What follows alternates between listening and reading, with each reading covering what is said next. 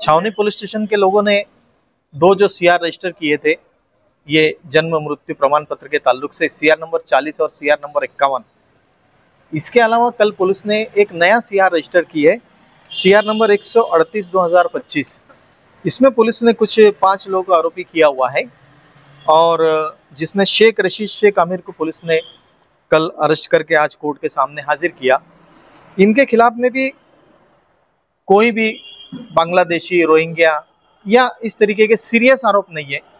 एक किरकोल किस्म का एक आरोप ऐसा है कि भाई इन्होंने जन्म दाखला जो बनाने के लिए जो डॉक्यूमेंट दिए, वो डॉक्यूमेंट कोई बच्चे का जन्म दाखला था, वो डॉक्यूमेंट के अंदर कोई तफावत मिली, कुछ डॉक्यूमेंट जो है तो उनके नाम से और बाकी डिटेल से मैच नहीं हुए। इसके लिए ये ऑफेंस रजिस्टर हुआ और इनको अरेस्ट किया गया। इसमें मालेगांव के सरकारी वकील हाजिर हुए थे और हाजिर होने के बाद में उन्होंने ये चीज के लिए पुलिस कस्टडी की डिमांड की थी कि 3 दिन पुलिस कस्टडी मिलना। मैंने इसके ऊपर स्ट्रांग ऑब्जेक्शन लिया कि पुलिस के कहने के मुताबिक बाकी आरोपी को इसमें अरेस्ट करने के लिए एक तो पुलिस कस्टडी की जरूरत नहीं है, दूसरी बात ऐसी कि डॉक्यूमेंट्री एविडेंस है इसके अंदर जो भी है, इसके लिए पुलिस को इनकी फिजिकल कस्टडी लेके डॉक्यूमेंट्री एविडेंस को जमा करना नहीं है। जो भी डॉक्यूमेंट है वो तहसील कचहरी में, म्युनिसिपैलिटी में और बाकी के सरकारी ऑफिसेस में सब डॉक्यूमेंट अवेलेबल है। कोर्ट ने इन्वेस्टिगेशन के लिए लेकिन 2 दिन की उनको पुलिस कस्टडी में रखने का ऑर्डर दिया हुआ है और उनको 2 दिन की पुलिस कस्टडी दी है। सुनते हुए 4 तारीख तक तवाब को रिमांड में रखने का ऑर्डर किया हुआ है। जो मालेगांव के जो बोगस बर्थ सर्टिफिकेट्स का जो मामला चल रहा है, उसमें 2 सीआर पहले रजिस्टर्ड हुए थे। कल एक तीसरा सीआर रजिस्टर्ड हुआ है। वो जो सीआर रजिस्टर्ड है उसमें जो 5 आरोपी है, वो 5 आरोपियों ने किसी तीसरे आदमी के या चौथे, पांचवें, छठे आदमी के पेपर्स का इस्तेमाल करके खुद के फेवर में बर्थ सर्टिफिकेट लिए हुए हैं। इसका सीरियसनेस बिल्कुल जाहिर सा है कि 2020 में भी मालेगांव में इस ढंग के 2 वाकया हुए थे, जब कुछ बांग्लादेशी नागरिकों ने मालेगांव से पासपोर्ट हासिल कर लिए थे और पासपोर्ट हासिल करने के लिए सबसे अहम कागज जो था वो था उनका बर्थ सर्टिफिकेट। और वो बर्थ सर्टिफिकेट उन्होंने मालेगांव में फर्जी पेपर्स बना के non availability bogus certificate Malegaon municipal corporation से लेके अपने फेवर में उन्होंने पासपोर्ट मिला लिया था बर्थ सर्टिफिकेट के बलबूते के ऊपर। अब इसी बात को आप आगे ले जाओगे तो आपके समझ में ये भी बात आ जाएगी कि मैं जस्ट एक आपको एग्जांपल इसके बारे में दे रहा हूँ कि अभी मतलब रिसेंटली ही पहलगाम में कुछ पाकिस्तानी दहशतगर्दों ने हमला किया था। उसमें 26 से ज़्यादा लोगों की मौत हो गई थी।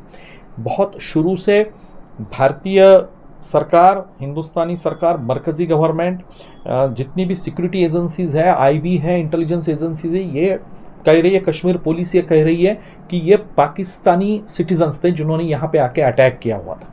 समझ लो ऐसा कोई आदमी अरेस्ट में आता है और वो दिखाता है कि मेरे पास तो मालेगांव का बर्थ सर्टिफिकेट है, क्योंकि ये बिल्कुल पॉसिबल है। जो आज के तारीख में मालेगांव में जो हालात बनी हुई है, कोई भी आदमी जाए कुछ भी बर्थ सर्टिफिकेट लेके उठा के ले आए, जो मालेगांव का नागरिक हो ना हो इसकी जरूरी नहीं है, उसको बस पैसा देना है, एजेंटों को पकड़ना है, करप्ट गवर्नमेंट ऑफिसर्स को हाथ में लेके काम करना है, तो वो मालेगांव का मैं वासी हूँ, मालेगांव में मेरी पैदाइश हुई है, इस ढंग का बर्थ सर्टिफिकेट बना सकता है। और यदि ये बनता है तो पूरे देश की बदनामी पूरे जग में हो सकती है, पूरे वर्ल्ड में हो सकती है।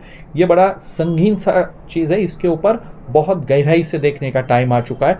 और मैंने आज कोर्ट के सामने यही बात रखी थी जब एक आरोपी को ले गए थे कि इसको हमें खाली बोगस बर्थ सर्टिफिकेट के हिसाब से नहीं देखना है, लेकिन हमें इसको नेशनल सिक्योरिटी के बारे में सोचना है कि इससे नेशनल सिक्योरिटी किस ढंग से हैम्पर्ड हो सकती है, किस ढंग से नेशनल सिक्योरिटी को धोखा हो सकता है। इस ढंग से भी हमें देखना होगा। ये मैंने आज कोर्ट के सामने दलील की थी और कोर्ट ने ये दलील मानी और जो पीसी थी वो पीसी को एक्सटेंड करके दिया। सर, आप बता रहे हो कि बहुत संगीन मामला है ये पहलगाम तक के, यानी आप बता रहे हो ऐसा भी हो सकता है, लेकिन पुलिस ने चार्जशीट जो दाखिल की है, 2 सीआर की चार्जशीट दाखिल हो चुकी है, एक में भी बांग्लादेश और रोहिंग्या का कहीं पे भी उन्होंने जिक्र नहीं किया, तो इसको फिर कैसे क्या देखते हैं? देखो, आप जो बात कह रहे हो कि ये बात पहलगाम तक जा सकती है, मैंने आपको एक एग्जाम्पल दिया इसके बारे में कि कल आने वाले दिनों में ऐसा भी हो सकता है। ये मैटर में क्या है, इससे कोई ज़्यादा मतलब नहीं रखता। मेन बात है कि यदि इस ढंग की एक्टिविटी चालू रही तो मालेगांव में बने हुए फर्जी दस्तावेज के बलबूते के ऊपर कोई बाहर वाला भी क्लेम कर लेगा कि मैं मालेगांव का वासी हूँ, मैं हिंदुस्तानी हूँ। और जब आप 2020 के ऑफेंसेस देखोगे तो इसी ढंग के 2020 के ऑफेंसेस हुए हैं। 2020 में ही ये ऑफेंस का ढंग से इन्वेस्टिगेशन होता था तो मालूम पड़ता था कि मालेगांव में फर्जी बर्थ सर्टिफिकेट देने की फैक्ट्री चल रही है।